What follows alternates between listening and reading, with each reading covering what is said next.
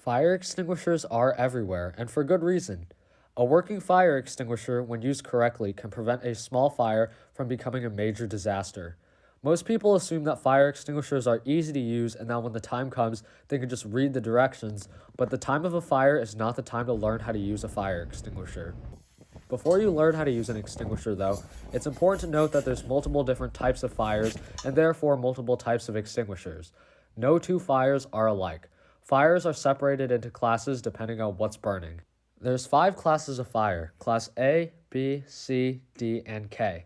Class A fires would be ordinary combustibles, things like fabric, wood, and paper. Class B would be flammable liquids such as gasoline, kerosene, any liquid that burns. Class C would be any live electrical fires. So, say your computer catches on fire, that would be a Class C fire. So the other 2 classes of fire are a little less common to find, but Class D fires would be combustible metals. So say titanium or magnesium caught fire, that would be Class D fire.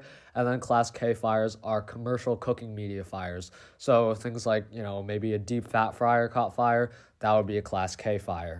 So the most common extinguisher you're likely to see is just an ABC dry chemical extinguisher. Like the name suggests, these are suitable for use on Class A, B, and C class fires, which makes them a good multi-purpose extinguisher.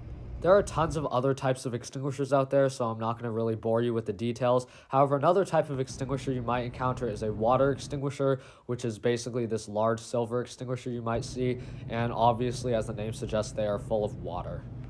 So generally, you don't have to worry about grabbing the right extinguisher just because they are strategically installed. However, all extinguishers have information on the label, including instructions and the types of fire it's rated for. Now that you actually know the basics, it's time to learn how to actually use an extinguisher.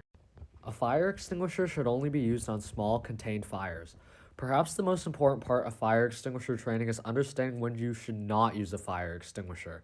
If the fire is spreading fast, you should get out while you still can. Before you use a fire extinguisher, make sure that the following 3 things have happened. A.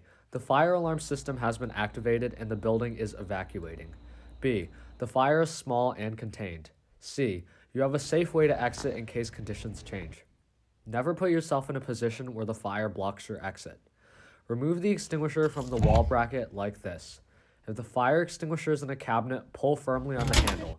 Don't worry if there's a lock on the cabinet. Pulling firmly will open the cabinet door.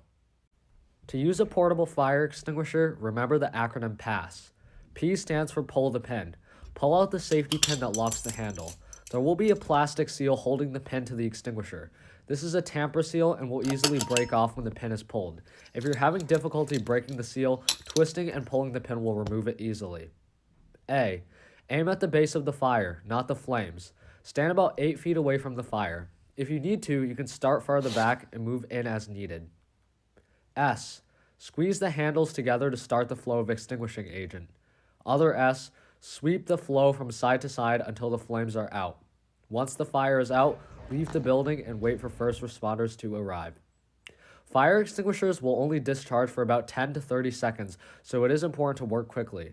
If you cannot put out the fire, leave the building immediately and let professionals handle it. Note that water cannot be used to put out every fire. A common misconception people have is that water can be used to put out all fires. Water can make many fires much, much worse.